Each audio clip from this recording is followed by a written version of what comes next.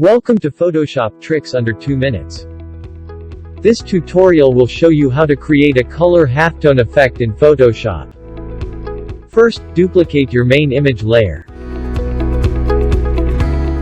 Next, go to Filter, then Pixelate, and choose Color Halftone. Set the max radius to 15. Channel 1 to 30. Channel 2 to 40. Channel 3 to 50 and Channel 4 to 60. Then click OK. Next, go to Window, then Channels, and select Green. On your keyboard, press Ctrl-A to select the entire document and next Ctrl-C to copy. Hide the halftone layer, then create a new blank layer and then Ctrl-V to paste. Then set the layer blending mode to Overlay.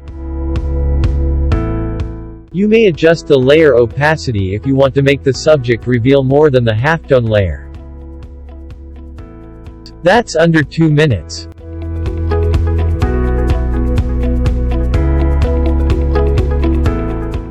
Please don't forget to like, share and subscribe to my channel. See you on the next video and thank you for watching.